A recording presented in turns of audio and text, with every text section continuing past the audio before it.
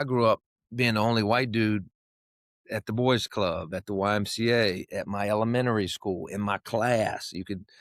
My mom can show you like a second grade picture, and everybody's white, everybody's black except me and the teacher. So, I mean, just, and I didn't know any different, and it didn't bother me. It was normal. People are people. I've always said success is colorblind and gender free. When I was coaching, and I got that from my guy D Brown, played for the Celtics. And I'm like, yeah, that's kind of how I grew up. So I, got tested early. I was the only white dude on my basketball team, JV, varsity. Um, it taught me how to stand up for myself, because when you're the only American, Chinese, girl, boy, if you're the only thing that's different, if you're the salt and the pepper shaker, if you're the Waldo in the room, like there's curiosity. And when you get teenagers, right, that are trying to hoop and kill you and get respect and cook you, they look to cook the white boy first, because they think, well, he's weak because he's here. And most white dudes in this area can't hoop. They play baseball, they swim, they play soccer, they play tennis.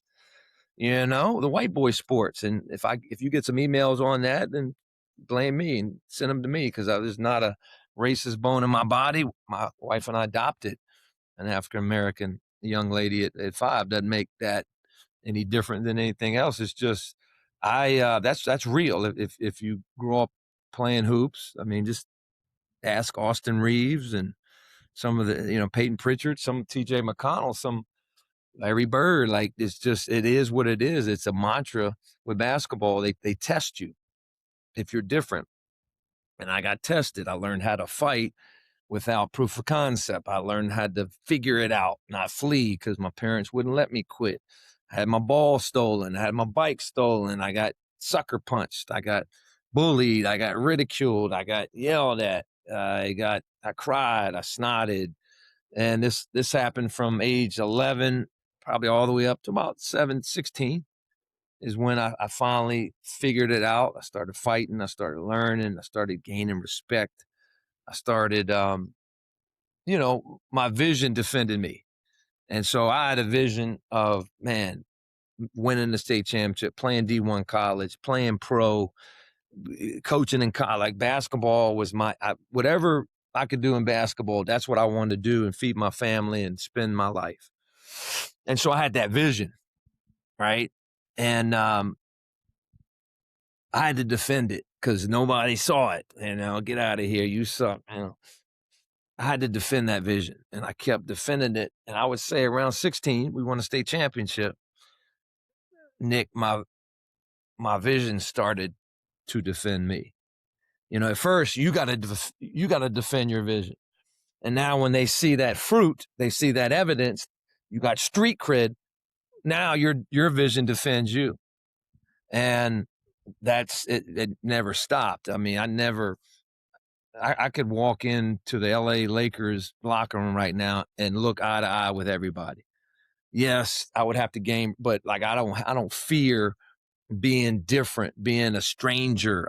I've been to 53 countries. Thank the good Lord, 6 continents, just with my player development business. Been on the court, broke bread with, rode in transportation vehicles with 24 Hall of Famers and world champions and GOATs of the WNBA, NBA, and or future Hall of Famers. Kevin Durant was one, not a Hall of Famer yet. Chris Paul has been one, not a Hall of Famer yet. LeBron. But I've never been afraid to look eye to eye with them. I've never been afraid to be different. I never made the NBA, but that doesn't discredit me, because now, hey, I can add value to the NBA. I didn't make the NBA, but I can train them. I can add value to them. I can gain respect from them. I can be in environments where I can learn from them.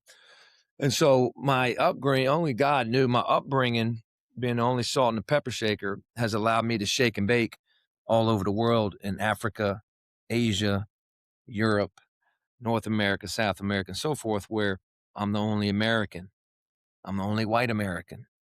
Yeah, I mean, my first time in China, I was there for 3 weeks. I never saw another European. It was all Chinese. and they were wonderful. I wasn't awkward. You know what I mean? I was loving. I was curious. I embraced them, and that all came from my upbringing in the 757.